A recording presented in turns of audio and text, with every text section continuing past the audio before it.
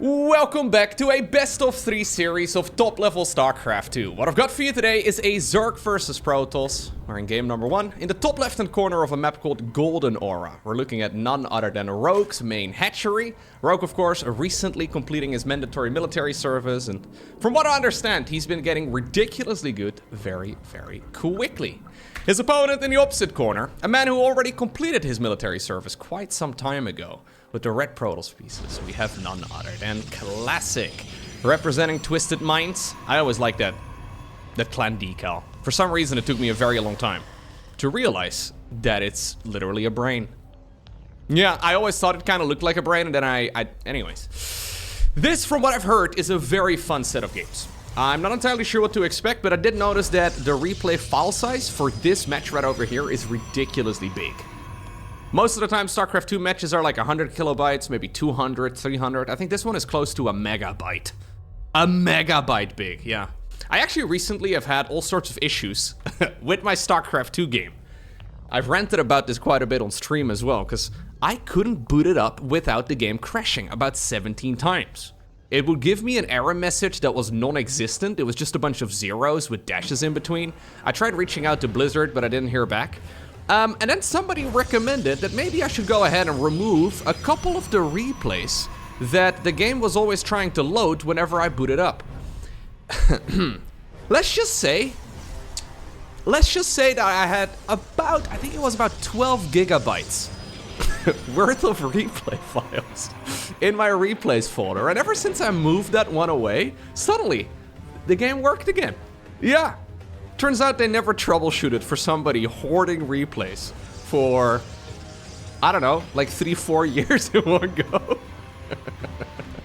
Suddenly my game has been working again like a charm. All of the bugs that I was running into, they have all disappeared. But with this type of file though, with this type of replay, I will be able to build it back up very, very quickly. Alrighty, so what exactly are we gonna do? Well, this is Golden Aura. Exactly. It's Classic we're looking at as well. It has to pretty much always be a Stargate opener. Triple Oracle, gold standard, usually into Blink Stalkers with +1.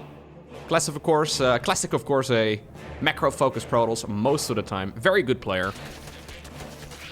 Not entirely sure exactly where to place Rogue just yet, so I have seen quite a few Rogue games ever since he came back from the military. I mean, at this point, it's maybe been like 2 weeks or so since I've watched one of his games, but in the matches I've seen him play, at least the ones where he first came back, it seemed like from game to game, he was going up 100 MMR. Like every series he was playing, he looked substantially better. Initially, he was playing old school builds that were common before he went to the military. Took him a little bit to pick up the newer strats, and well, right now he already seems to be one of the top tier contenders once again. With a little asterisk right next to it, right? It is gonna take some time to catch up on a year and a half or so worth of StarCraft 2 meta. And obviously to really properly grind off the rust, it is gonna take some time, but I do think we can expect Rogue to be back in shape. Alrighty, so Oracles indeed are gonna be the name of the game. Oh, hey, that's sloppy. That is real sloppy. Nicely done, of course, by Rogue, but that should have never happened.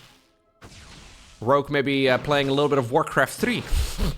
Whenever I see surrounds like that, I always have to think of Warcraft 3. Whenever the hero gets surrounded and you have to pop the TP. Okay, nice little scout over here, too. Great split off right there. So Rogue is considered to be historically one of the very best players of all time. This man, in case you're unfamiliar, maybe you've only been watching StarCraft for a couple years at this point, historically one of the all-time greats. There's a couple of people out there that consider Rogue to be the GOAT. Now, I think that goes a little bit far. Maybe a couple years ago you could have that discussion. Serral, yeah, at least in my mind, has surpassed him quite a bit, but there's no denying that Rogue is one of the very best. At least historically. So, it's exciting to see somebody that good come back to the game and immediately show some promise once again. Classic, of course, historically also one of the very best Protosses. These days, he's not really necessarily somebody who's winning tournaments, whereas Rogue is always absolutely lethal. It always sounds a little bit mean to call somebody like a round of 8 or a round of 4 guy. Still very impressive. Okay, some nice micro right here coming out of Classic. Although that last little move right there was not quite optimal, but 7 drones there, certainly not bad whatsoever. Classic has won his fair share of tournaments though, especially in the early days of StarCraft 2. And he's always been very strong ever since. He did have to go to the military at some time. But it always seems to me that you have players out there that can win tournaments, right? And then players that are just below that. And Rogue certainly is somebody who does not seem to, for example, get very nervous when you're playing on a big stage. A couple of depths going in here. Classic has been making big progress, by the way. Like the last few times I've seen him play, he's looking exceptionally good.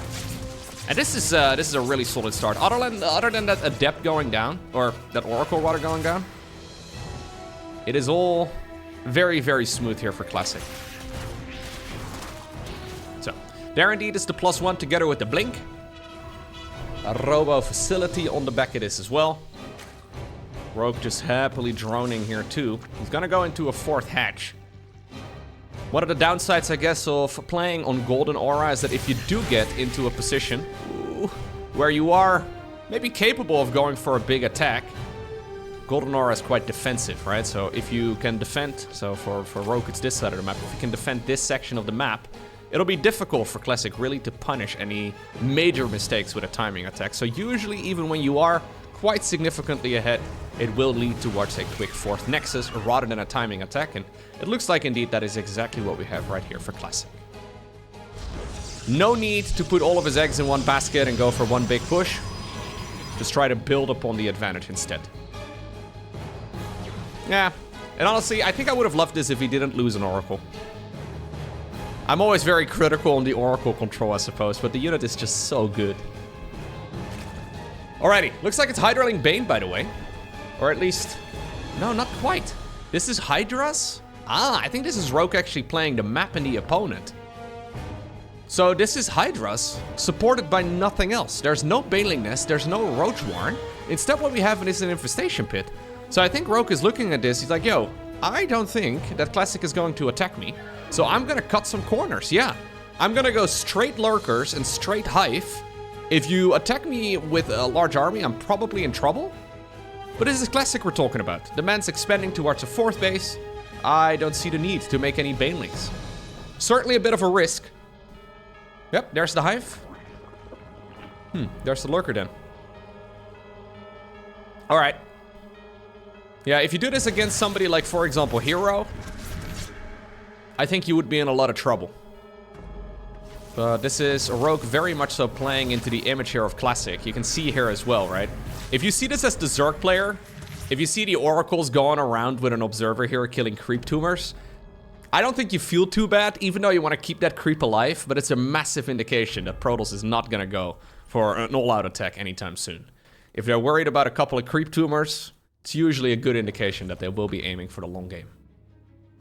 Alrighty, second Robo Facility coming up. We have a second Evo Chamber as well.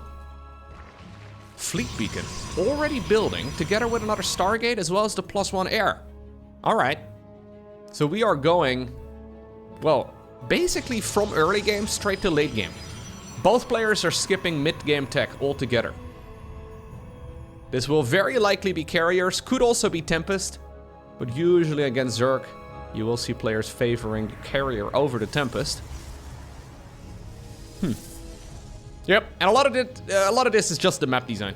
It's difficult for the map to really be closed out, so again, when you're ahead and you try to get more ahead, usually your best chances are just to expand and tack up. Alright. He could also just be using this for now, though. No, we are gonna go carriers, okay.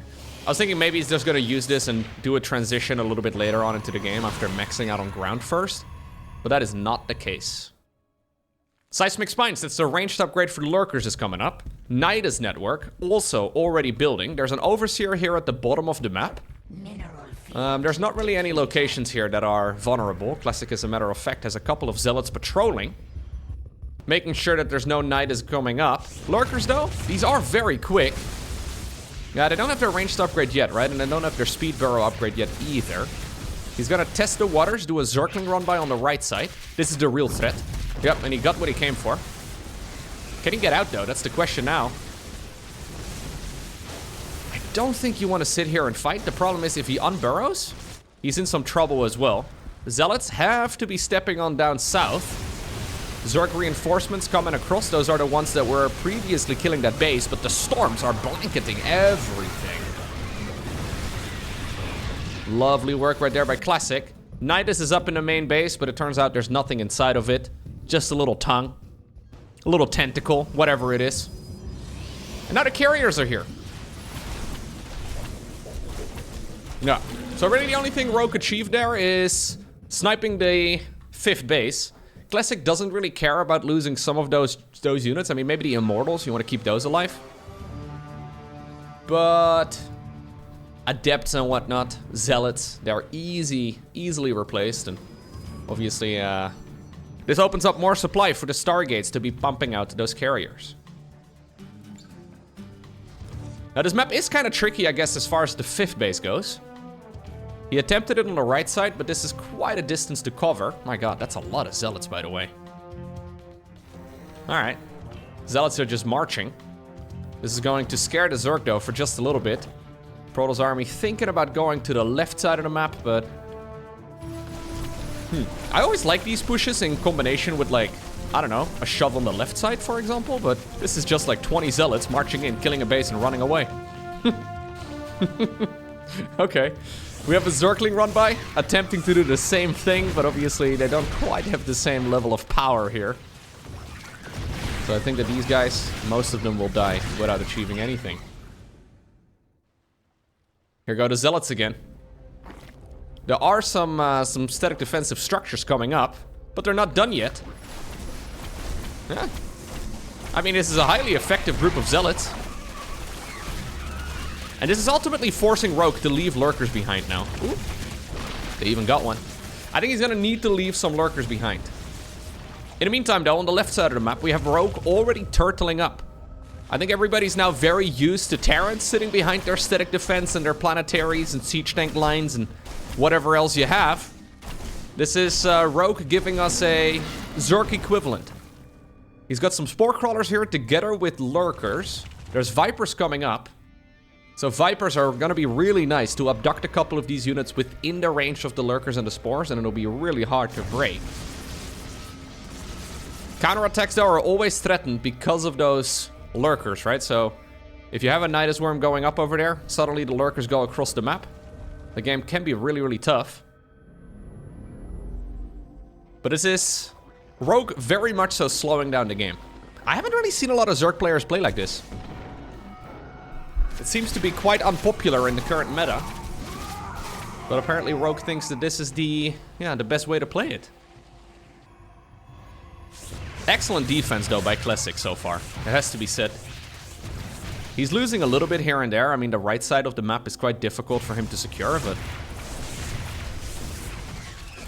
we have a push over here going up towards the high ground. Targeting a few of the lurkers. Lurkers are, of course, burrowed, so you need detection in order to see them. There's the +2 air. Important upgrade. 2 lurkers on the right side that came out of that worm. Mostly just trying to create a distraction here. Yeah. This is both players basically just doing a bit of damage here and there. But ultimately, this game will have to be decided by a big push. Neither really committing to anything just yet. Yeah, we have some punches being thrown, but that's really about it.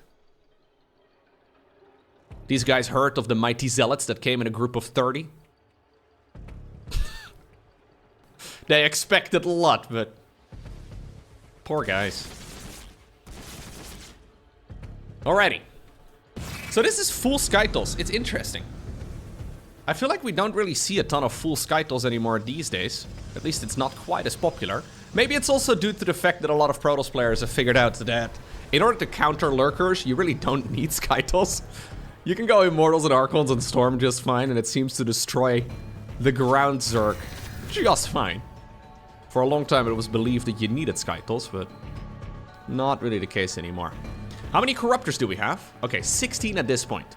So parasitic bombs, abductions, Corruptors swooping in. It's something that Classic is gonna have to keep in mind. So, a couple things that can go wrong. Zerg can start harpooning these carriers with these Vipers one at a time. They're expensive, obviously. You gotta be careful. Exactly like this. Thank you for the perfect display. Yeah, so this is exceptionally expensive for Protoss. You cannot engage like that. Second option is for the Protoss army to, for example, not have any Archons underneath. So Archons deal splash damage in a small radius. Without the Archons present, the Corruptors can just swoop in on top of this entire army and essentially mitigate the High Templar. Because obviously if the High Templar need to be using Storm, and they storm on top of the Corruptors, but the Corruptors are on top of the carriers, you end up, well, dealing damage to your own carriers. Another Nidus Worm on the right side of the map. A couple Hydras waiting over there too, but here's a nice set of abductions once more. Some good storms as well, though, coming down by Classic. You can see that those Corruptors suddenly run very low. Corruptors, unlike, for example, Mutas, don't regen HP nearly as quickly. But both players decide to back off. 18 Lurkers down, though. I think overall this is going quite well right here for Classic. Yeah.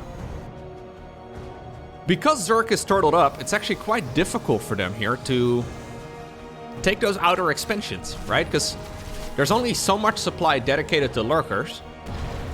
In order to really, defend these sections of the map, you need to have Lurkers there. And obviously, if you spread yourself very thinly, you're going to have to spread out your defenses also. Okay. Here go the Zealots once again. In glorious combat.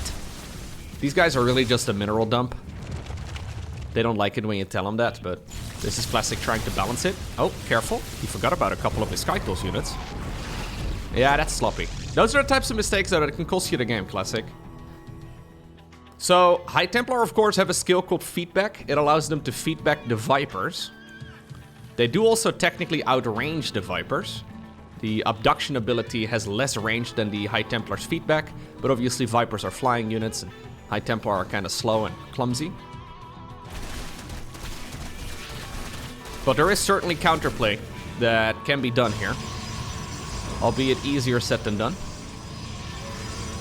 Classic going for a... Rogue is gonna build a hatchery right behind all of that static defense. Hatchery on the right side gets cancelled once again. Which of you is the lucky one?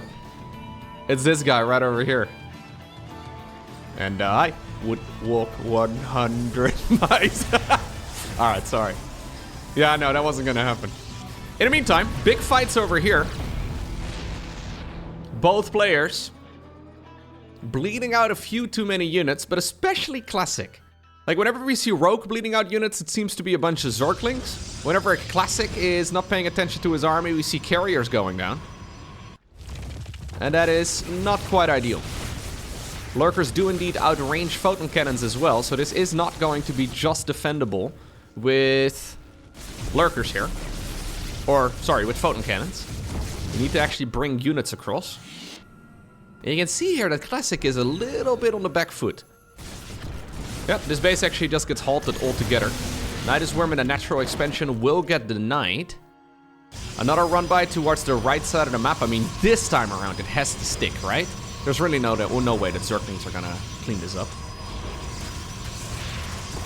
What we see quite a bit at the highest level right now from guys like, for example, Serral, is the addition of Ultralisks. Yep, okay. So Ultras are really quite nice in these run-bys. The Zerglings may not be able to cut it. Banelings obviously are a good addition, but kind of expensive. Usually Ultras are really sweet against late-game Skytools. Either because, well, there's no Immortals in the mix anymore, and they can be used against the High Templar and the Archons and everything else. The Immortals, however, will absolutely trash the Ultras, but the Ultras are still useful in run-bys as well. They can 100% get rid of a lot of those static defensive structures, because they just have so much armor, they don't really die to the photon cannons as quick. Lurkers continue. I'm really impressed with the way that Rogue is playing this. Really hard to find any faults in his gameplay so far. He's trying to keep this Protoss economy contained. Now, Classic had to fight for this base on the right side for a long, long while. He does get it up eventually. I don't think that's really something Rogue could have prevented the entire game long. Oh, alright. Lovely. Lovely. Oh, he doesn't, yeah, okay, he doesn't quite get it. He can't quite deny any bases that Protoss currently has, but where in the world does Classic go from here? So, if he wants to take another base, It's either vertical, up north, from this base that he just took, or down towards the bottom left, towards those golden minerals. If Rogue gets to mine out both of those bases, Classic is in trouble. He cannot allow that. Doesn't really matter how well the fights are going for him, and I don't think they really have been going perfectly at all. But you need at least one of those two bases here as the Protoss player. You can see here that Classic is going from the top right all the way to the bottom left, and from the bottom left all the way back to the top right. This yo-yo effect is exactly what Rogue is hoping for. Like, the more time Rogue is given here, the easier the game should technically become. Now, the nice thing here for Classic is that he doesn't really need to worry about both of the bases. Rogue is aiming for the two of them, because he knows that the cost efficiency for Zerg is not going to be great in the long run. But I think as long as Classic sort of maybe mine out this base over here at the bottom of the map and then park your entire army in the top right, or at least the majority of it, you should be able to get it going. Zergling run by, super obnoxious. These are obviously maxed Zerglings. Not as far as their armor upgrade goes, but they do bite through a lot of these Terran, or, well, Terran structures too, but Protoss structures very rapidly. Alrighty. I love this, by the way. So what Rogue is doing is he's mixing in a lot of Overseers in the control group that has his Corruptors, but also most notably his Vipers. So what you cannot do here as Protoss is just wave your mouse over this with feedback. Because the Overseers are obviously spellcasters. And if you waste all your High Templar energy feedbacking Overseers, yeah, it's a bit of a waste. So putting all of these units on the same control group is quite nice. Makes it difficult for the Protoss to really pinpoint that unit. And there's another 300 going down. Now, Rogue is looking really solid. Like, as somebody who's been playing Zerg for a very long time, this is the type of late game I've been dreaming of for a long while, man. I don't think I'm ever gonna get there. This is really well done here by the Zerg player overall. There are still moments, though, where things can go horribly wrong. Like, one bad engagement, and Rogue can, well, basically just get overwhelmed. This is not really the type of Zerg army that just remaxes out of larva, right? You don't just, like, hold down a button and remax everything. I mean, you can kind of do that with Corruptors, I guess, but with Spellcasters, you're gonna need energy. Usually, the static defense is also quite a critical part of the whole battle. So, if Rogue takes a bad engagement and Classic, well, takes a really good one, he might just be able to bulldoze his way straight through the center of the map. Another Nidus Worm coming up. Classic holding on for dear life. Here's another couple of abductions. So I really like what Rogue is doing here. He's trying to control the Skytle's army, right? So he does a run by over here, knowing that the Protoss air army is on the right side of the map. He's hoping that he intercepts it as it's making its way towards the natural expansion. And about halfway through, we've seen this a few times now, the Vipers come in, abduct a couple of the units, and Classic is once more losing a bunch of his expensive stuff. This is not really a Protoss army that you can just lug around the map like this. Every time a unit goes down for no reason. Alright. There's a lot of changelings that are dead. Here's another Nidus Worm. Here's another group of Zerglings, now accompanied as well with an Ultralisk. Yeah, the High Templar positioning has to be better, but Classic obviously is still getting cost-efficient trades, despite the fact that we have seen him lose so much stuff. Look at the amount of losses here. He's still taking cost-efficient trades overall. He's lost more minerals, but that's fine. It's the gas count that is mostly the limiting factor here in the late game. So if he can take this base in the top right-hand corner, and he can mine 50% of the map out, this will still be okay for Classic. But at the rate that this game is currently going, Classic is slowly suffocating. Just go to sleep, is what Rogue is whispering in his ear. Just close your eyes, Classic. Just let it happen, buddy. Just, shh. No more, no, just let it happen. And we see this quite a bit, though, in the late game of this matchup, where I don't like this army movement here for Classic. I understand that it's difficult because static defense is making it tough. But he's just sort of lugging the entire Protoss army around, killing some creep, sure. But it's this very slow, methodical movement. And then ultimately, yeah, every time there's a straggler, the units just get picked off. I think about half of these carriers could have been prevented. Just with better High Templar positioning. Alright, well this is good though still by Classic. So Classic might not be winning the engagements, but he might very well be winning the war here. Because there's only so much money available. Now this is a scary counterattack. Keep in mind that not really a whole lot of supply for the Protoss is caught up in ground units anymore. So these lurkers are relatively easy to counter, but Roke is trying to see... Ooh, nice recalls. Yeah, he decides to get out. Okay, he's trying to see if he can potentially destroy some of this infrastructure here and force Protoss into a move out earlier than they really want to. As far as the resources in the bank goes right now, you can tell here as well that both players have a ton of money. Army value at this point, so that's their current value caught up in minerals and gas, almost identical. Interestingly enough, the gas count is absolutely identical. Classic, by the way, still at 66 probes. It is certainly time to get rid of a bunch of those workers. Zealot run by in the top right-hand corner. Yeah, you can see that Roke is struggling getting these bases in the corners up. If those bases end up barely mined, that's still, of course, an advantage here for Protoss. If both players mine the same amount of resources roughly, it'll be an advantage for whoever's not playing Zerg. Here's another big counterattack, though.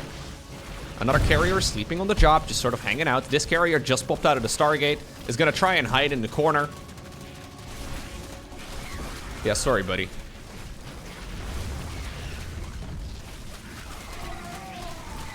Alright. Apparently Classic has had enough. Classic decides to step onto the creep and see if he can overwhelm this. He's getting rid of a lot of the static defense. A hatchery is already gone. Keep in mind that he just took down a couple hatcheries as well in the corners. So Rogue is actually not mining much anymore at this point in time. A recall? Oh, that was close. And now apparently we're going to continue to fight here in the top right-hand corner. Recall is a relatively long cooldown. So the Nexus and the Mothership, they do not share the same cooldown, but both of them are currently unavailable. So no more zapping around the map like that. That does mean that this ultra counterattack might just end up hurting. But still, hatchery once again goes down. Bottom left-hand corner base also is disappeared, or has disappeared rather. And then we have a Nexus dying here and there. It's still going well here for Classic. But again, sloppy carrier losses may just make this game impossible in the long run. Still though, if you look at the resource in the bank right now, and the progression of the game overall, I think Classic may be losing some of the battles, but it looks to me like he is winning the war. Now, High Templar storming themselves? Suboptimal strategy? I don't think that's the approach we should see.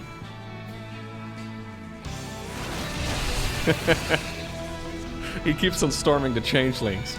You can see that maybe the fatigue is also starting to hit a little bit. Alright, so again, top right, bottom left. Since those expansions are so far out there, usually it's harder for the Protoss to secure them. You can see here that the Zerg is also not having an easy time getting that done whatsoever. Alright, as far as mining goes, where are we now? Yeah, both players are mining very, very little. 400-ish minerals a minute, little less than that in gas.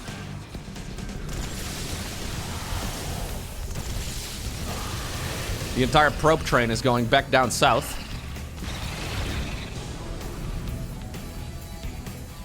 Yeah, problem for Classic is that he cannot really park his army in the bottom left-hand corner, because that's going to cost him this base over here.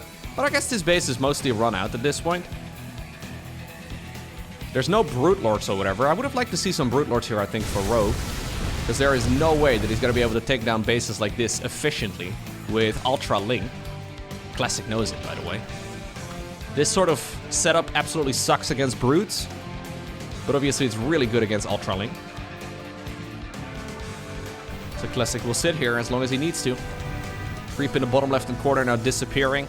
And as soon as it's gone, a Nexus will be planted. Yeah, that's really the last piece of the puzzle that I'm missing here for Rogue. That and Infestors. I think Infestors would also be a good addition here. He's got 11 Ultras. I think that's too many Ultras. He should probably have about half that many Ultras, and then the additional supply caught up in Infestors instead. Because these Ultras are not going to do very well against anything. I mean, you can throw them at this wall, sure, they will kill it all, but it's going to be expensive. So I'm missing Infestors here, and I'm also missing Brute Lords overall. Or at least the potential to go Brute Lords.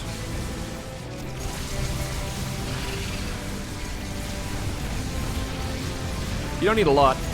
Just like 3 or so of them over here would slowly start chipping away at it. I mean, at this point, the base is basically irrelevant. There's a bunch of gas still left over, but I don't think, you know, throwing like 2,000 gas worth of Brute Lords at a base that has 700 gas remaining. I don't think that's really quite efficient. Hey, they're coming! Alright. Thank you for making me look good, Rogue. Can we go into some Infestor play then as well? Classic is now securing the base in the bottom left. So you can see that Classic no longer has his eyes set on the base in the top right.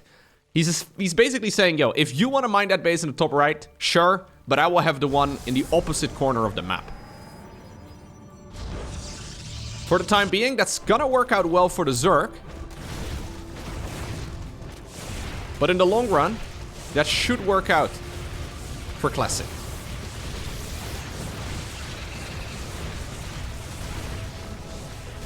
Protoss army. Oh, Ultras. We're gonna cloak as many of these units as possible. Immortals will plow through all of this army easy peasy. Apparently the additional supply is gonna go to Corruptors here. Does he have Neural Parasite? So many upgrades, but no Neural Parasite. It's impressive how both players have actually really not lost that many workers in the grand scheme of things. I don't think you can fight this with Ultras, man. There's no way. Additional supply for our Protoss is gonna go into carriers.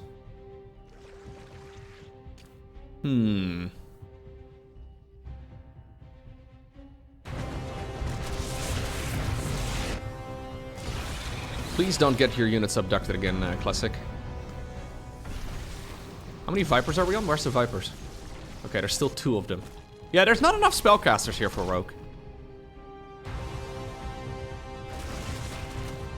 Neural Parasite, obviously, is a really useful tool as well. Any storms right now, by the way, on these Corruptors are really good. Because it seems to me that a big fight is looming. So any reduced HP before a battle, very, very useful.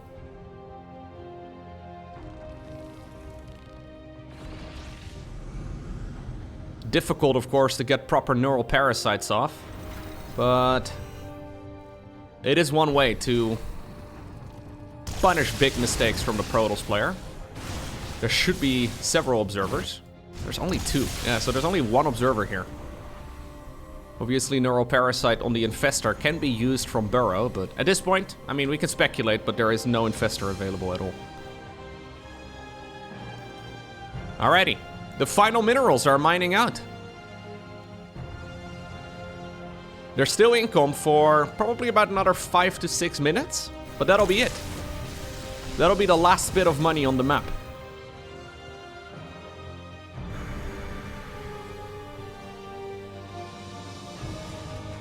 How do we do this? Who's gonna fight who? Well, there is technically a potential for a stalemate, but exactly. The Tempests have been changed over the years to essentially prevent any real stalemates from occurring. You can throw the Revelation, for example, at Zerg structures from a distance and then use the Tempest to shoot it away at them, and that is most of the time preventing any real stalemates, where neither player wants to fight without their static defense. Used to occur quite a bit in the past. Ooh, careful. We do have one, okay, carrier going down. But this is gonna take a while. Like these Corruptors, I mean, they slowly regen health. You can see their HP in the bottom right. It slowly regens, but it takes a long, long while. Couple minutes. Here's the Ultra counterattack again. And they're out. That's a lot of Immortals.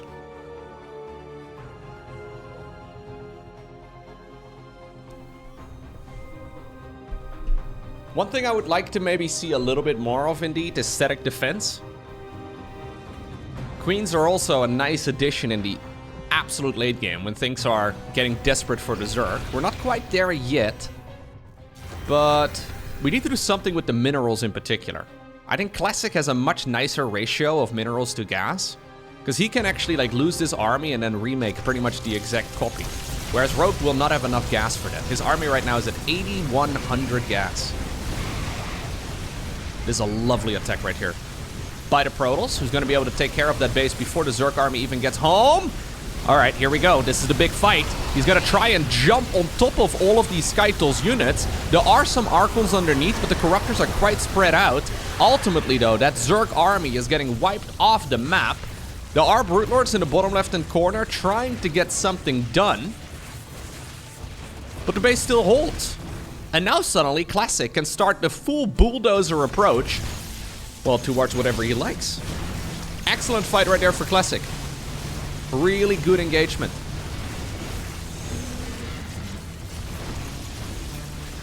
A lot of Zerg players at the highest level have been trying to avoid playing this scenario for quite a few months at this point. You can see that the top tier Protosses, maybe they're bleeding out one too many units, because Classic doesn't really get to play a ton of late game like this either. I don't think this was quite the perfect control throughout the middle stages of the late game, but he's playing the last part of this game incredibly well. Protoss is gonna have to back off. Just for a little while. Mostly because, well, he's taking bases now again. Zergling run by on the bottom left. The problem is, right, Rogue is making a lot of ground units, and Classic is making pretty much only air. So he remaxed on adding, by adding more carriers into the mix. How many Corruptors are there? Soon to be 20. With this many High Templar, this many carriers and a Mama ship and Archons, it'll be really difficult. 4 drones. That's all that Rogue has. He is ready to bring this to one final engagement. Let's see. There's still a chance for the Zerg to win this, but storms have to be on point, and there's the cloaking once again activated on the Mama ship. Brute Lords from a distance putting in a ton of work. Nice spread as well on those Corruptors, trying to mitigate as much of that damage as possible. A lot of the interceptors for the carriers have already disappeared. This is obviously not a moment where Protoss can remax with Stalkers or anything along those lines. Corruptors actually do end up winning the air battle in the end, it seems. A lot of that High Templar damage going on top of all of the friendly Protoss units as well. The Brute Lords from a distance make it difficult to do a Stalker transition, so Classic goes into Void Race. Void Race coming up. He's gonna go into the Speedy Boy upgrade as well. But Rogue, unsurprisingly actually, with that type of engagement, ends up winning it. That looked very, very dire, but Classic was punched all the way into a corner, and Rogue had a phenomenal spread on all of those Corruptors. We have a Void Ray carrier transition. Or as all my 4v4 teammates like to call it, their go-to unit composition when they're on 2 base. There's always that one guy. There's always that one guy in the corner just making carriers and Void Rays.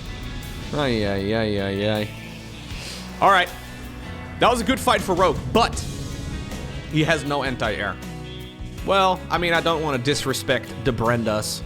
I don't want to disrespect our 2 Corruptors here, but I do not believe that they will have a very good time against a big Protoss Skytles army once again.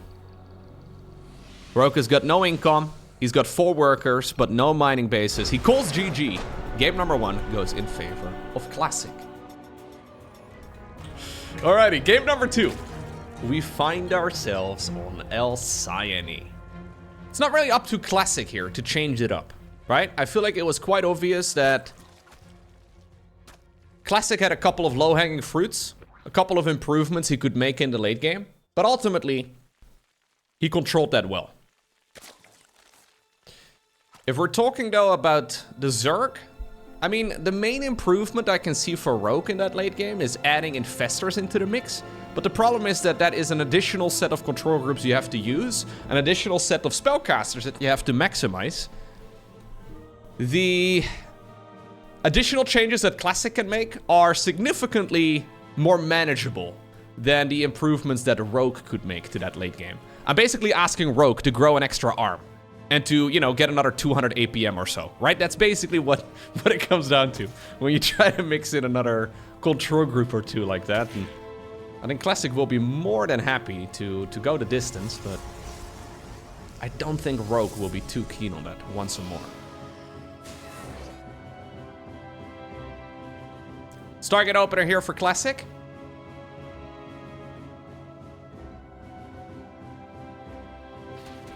We have ourselves a hatchery building over at the third base. And I'm assuming we're just gonna go triple Oracle again. Triple Oracle into good old Blinky boys. I would like to see maybe Rogue go for something a little bit more aggressive. Not exactly sure. I know he's been playing quite a bit of Mutas. I don't really like the idea of playing Mutas all too much, but just something to maybe throw a bit of a curveball. It's funny how the tables have sort of turned, right, in this matchup. For the longest time, it was always Protoss that felt the need to do something tricky. Because in the late game, Zerg was very difficult to beat, and then, well, a couple map pools later, a couple of balance patches later, it almost seems like the tables have been turned. Where now the Zergs are trying to catch this, yeah, the Protoss off guard a little bit, and see if they can get something done.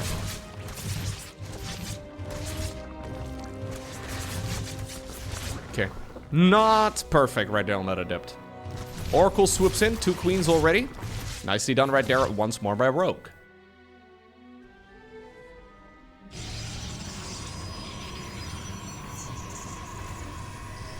If you look at what Serral was doing at the most recent tournaments where we've seen him play, he was doing a lot of mid-game aggression. He wasn't necessarily keen on playing the ultimate late game. I'm not sure if that's because he just won the games. Maybe he accidentally won before getting to the late game, or because he was actually actively trying to force the games to end before that point. And he happened to win, I guess, against Protoss every single time. Like the most recent tournament Serral played, he didn't lose a single game against Protoss. Kinda nuts.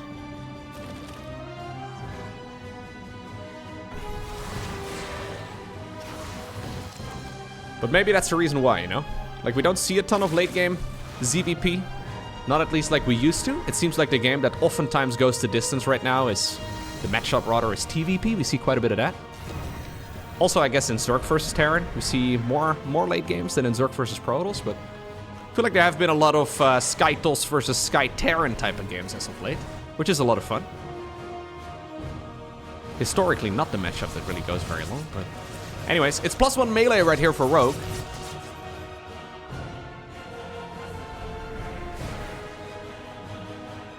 That is, generally speaking, not the common strat to go for. Most of the time, +1 melee is... yeah, it's good against Blink Stalkers and everything. Ever since the Baneling, though, got nerfed, it is the strategy that most pro gamers do not opt for anymore. Usually they will go for a delayed Evo Chamber, go into the missile research instead, and play something maybe Roaches or Hydra based.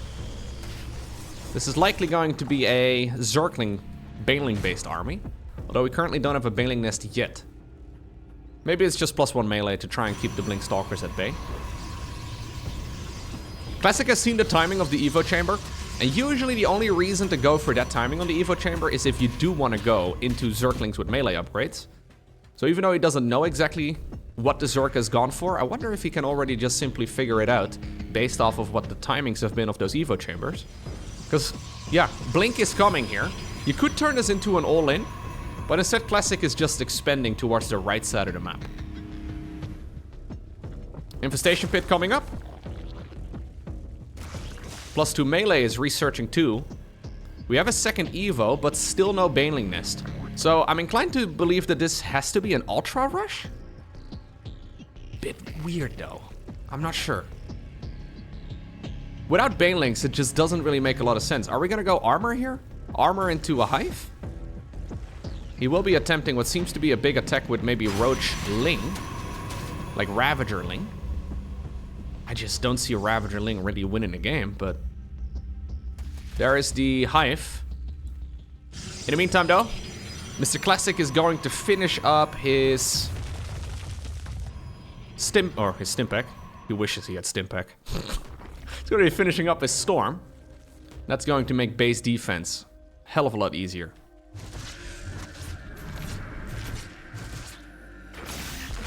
Good movement right there by Rogue. Rogue is preparing a lot of units, by the way. Like, he's been making non-stop army for a while. Not making use of that second evolution chamber.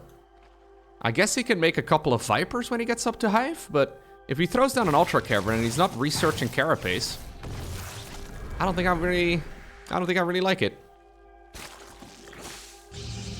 Alright, well, here come the Queens. We're just gonna go for a big push over here. There's no way there's enough, is there? Nah. Zerg is getting destroyed here. Like, this is not even close. Beautiful defense, of course, by Classic. I think Classic is a little surprised here as well by this attack. Normally, I guess Protosses will not have the Storm upgrade done yet. He's starting to bleed through a couple of the units. Ah, that was incredibly well managed right there by Classic. Ay, ay, ay, ay, ay. Suddenly, he is now leading this game with 10 supply and like 18 more workers than the opponent. Now, in this matchup, it's pretty much always the Zerg that has the superior worker count. There's Adrenal Glance, fair enough. There's +1 missile, we're going Hydra then right now. Rogue is pivoting. Rogue is basically saying, look, I am gonna sit back for the next 5 minutes. I'll maybe do like a Zergling run by or two, but if you could please not attack me, that would be really great. If you could please just like let me do my thing, that would be awesome. I would love you very much. I don't think Classic is gonna allow that though. There's about zero reason for Classic to sit back for a long time here. Unless he's got a misread on this game, and this obviously has been a bit of a strange one. There is one changeling here in the mix too, so Rogue can see the entire army. But yeah. We have charge coming up. We have more upgrades building. There's really... Like, Classic doesn't have to go for an attack, but I don't think he really wants to be too passive. He must have realized that things are getting quite desperate here for the Zerg now. Creep spread, by the way, looking excellent here for Rogue.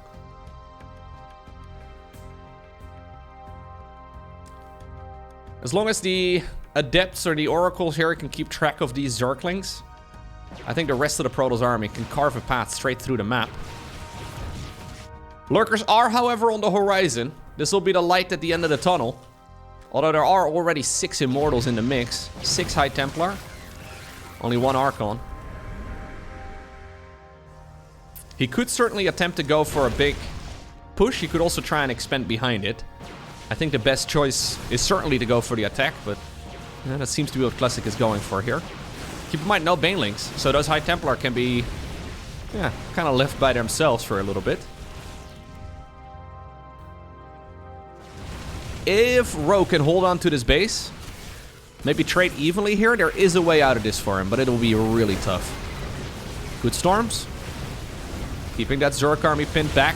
Setting up the Concave right here for the Protoss units. Good Storms once again. Micros the High Templar back. Immortals in the front. Expertly done here by Classic, who closes out the series 2-0.